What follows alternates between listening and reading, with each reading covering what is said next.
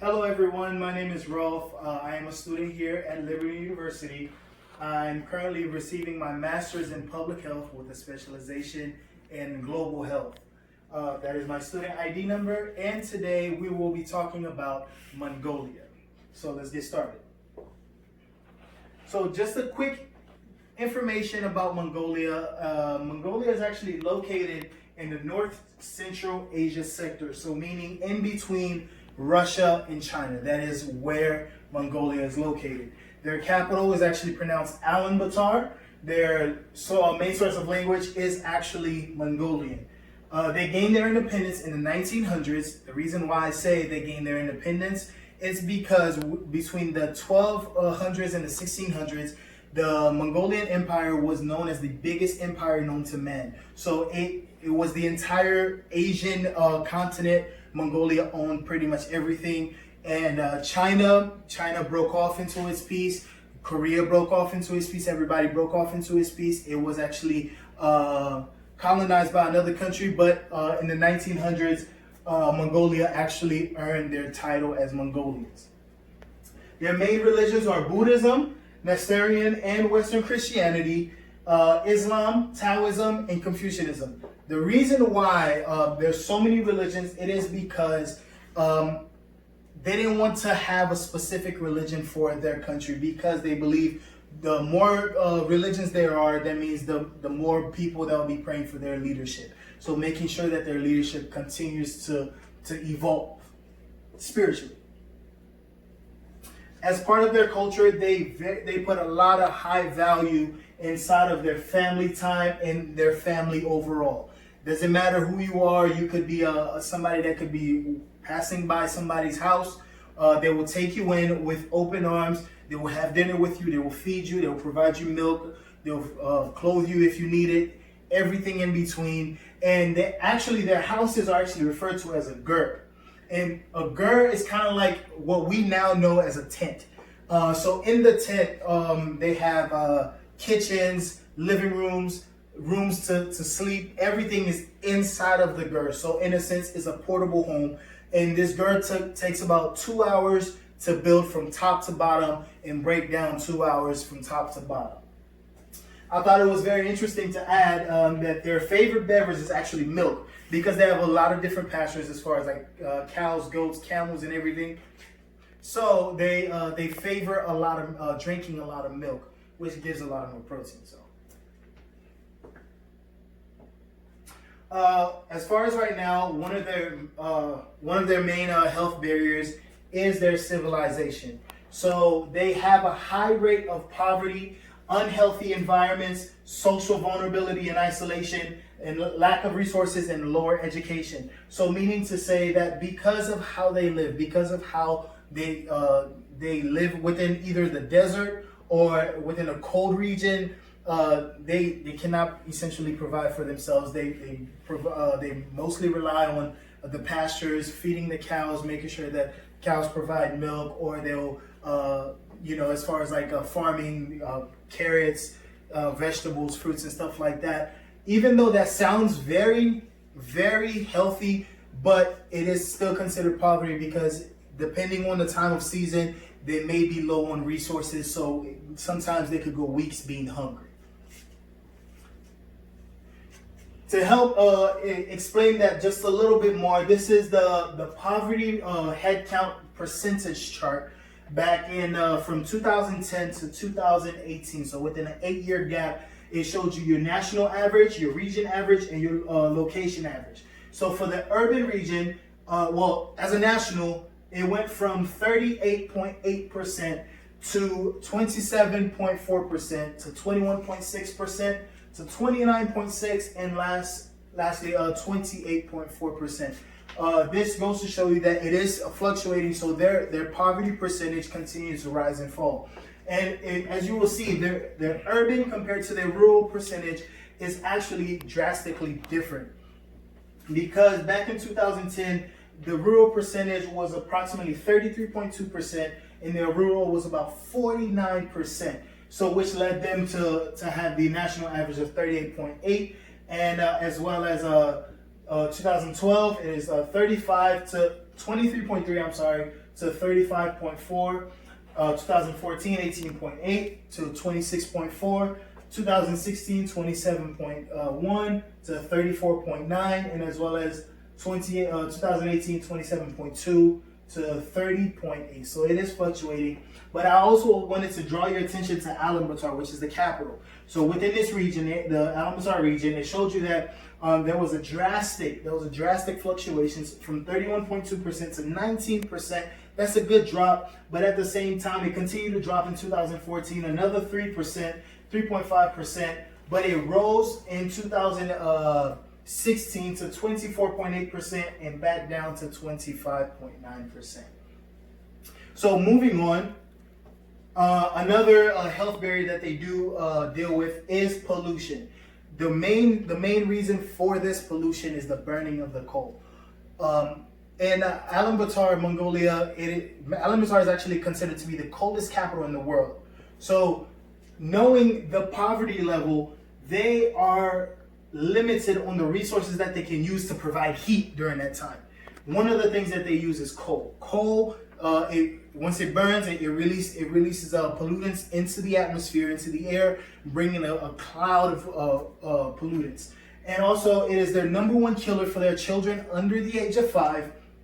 Especially during the winter time, and as well as it bring other health issues such as loss of brain function, reproductive health, and schematic heart disease.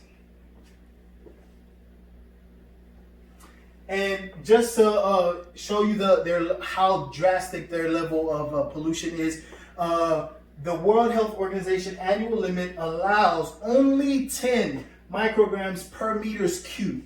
That is the World Health Organization limit. It says 10 micrograms per meters cubed, and as well as within a 24-hour limit, it only allows 25 micrograms per meters cubed. But if you look at this blue line right here, I'm not too sure if you can see that, but within this blue line, you will see from August to December, it goes to show you that the level, as the winter comes, the level of pollution rises to almost 200 micrograms per meters cubed. So that goes to show you that how high that level of pollution is, and especially during that winter time. And this was data back in 2017. This is fairly recent. So with this program, what I would bring to the table as far as like how I would get started, I would start with a pretest of on current determinants. So as far as like gathering, going over there for a month and going to see what the people know. As far as like I would select 100 people or 100 homes, and we would give them a pretest as far as like what do they know and how that affects them. And from those results, we would actually have an evaluation on the pollution, so we would see how we can assist them to gain the proper knowledge and as well as the preventions. With the installation knowledge, I'll explain that in just a moment. That is something that would be able to help with the pollution as well. And as well as a post-test, after a month, we will be able to see exactly how much they have learned and how they have gained knowledge of what the pollution is doing to them and how they can prevent it. So moving on, one of the suggested solutions that I would have is have an air purifier, which would reduce the gaseous pollutants and as well as the odors and bacteria. This would also come with a pollution meter, so an air quality meter, and as well as policies to reduce the usage of coal. That would be talking to government officials to make sure that they can reduce the usage of coal, and as well as healthcare policies, which once again would be through the government officials to see how we can better assist those who cannot provide for themselves. Moving on, this is just a quick picture to show you what the air purifier would be. Some may say, air purifier can cost between hundreds to thousands of dollars, but not in this case. This case, what we would actually do, we would purchase box fans. It could be something as simple as a box fan with some cardboard, some duct tape, and an air filter. And when the fan is on, the air gets sucked in through the filter, and it gets pushed out. So in that case, the filter catches all the pollutants, bacteria, and anything that's not necessary in that room. It would be especially beneficial for people with newborn babies. Moving on, as part of the policies that we would want to be implemented would be to aid the poorer class with health treatments. Because of the high levels of pollutants, pollution, they're actually very limited on what they can do for themselves. So we would actually have a policy, assist in making a policy to aid the poorer class, and as well as aid them in a health insurance policy so they can, willingly go to the hospital and receive aid. And lastly, medical machinery. Medical machinery would be especially for the newborn babies, because of the fact that with the lack of machinery, the babies do not have enough breathing apparatuses so they can help them breathe, so they can have a longer lifespan compared to that under 5 age group. Moving on, with the budget, I would like to first and foremost thank Liberty Health Mission Board for providing $10,000 to the program. At the same time, we would actually need just a little bit more, so we would actually apply for governmental grants for at least $20,000. I will break it down for you. The reason why the necessity between $30,000 is necessary for a month is because the equipments. Let's look at the equipments. Buying a box fan will approximately be about $20. Buying some cardboard will be about $2. It's $178, but we'll round up. Duct tape, $5. Air filter, $20. An air quality meter, $30. And last, the flyers. The flyers will be $10 per 100 flyers, and we'll get 1,000 flyers to pass around all around the country and all around the region of Albatar, which will put that about $100, which for total of this would be $175 total. So you may say, how come you need all that money? Well, we would actually be going to 100 homes, providing this machine to 100 different people, which would approximately be about $17,450. And as well as within the budget, we did include travel and miscellaneous. So as far as flights, unfortunately, where I live, from here in Atlanta, Georgia, from Hartsville, Atlanta Airport to Ulaanbaatar, Mongolia, the flight is approximately $9,000. But that is the only expensive as far as for travels and miscellaneous, because the housing is approximately $834 for the whole month. Because I've looked on Kayak, I've done research on Kayak, and they mentioned that different hotels vary for a month from $150 to about $200 per week. So approximately $208 per week. So which for 4 weeks gave us $834. Meals, we'll provide meals for $300, so $75 a week.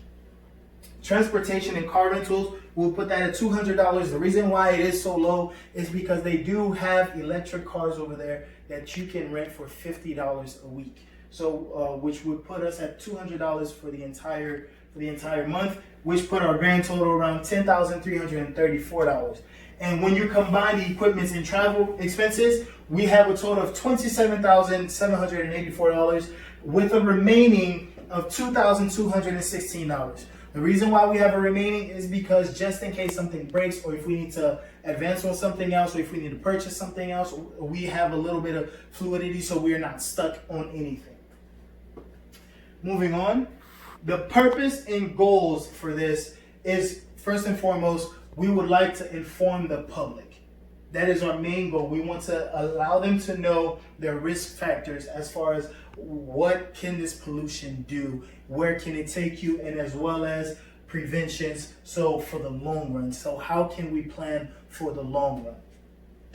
Also, we would inform the government on medical aid policies. So from there, they'll be able to see exactly what's going on, and they'll be able to assist and provide policies for people of all kinds who needs help, and increase in poverty health aid as well. At this time, I would actually ask you if you have any questions, thoughts, or comments. And if you do, please feel free to get in contact with me. And lastly, These are my references, and I do absolutely want to thank you for tuning in today. Thank you once again, and my name is Rolf.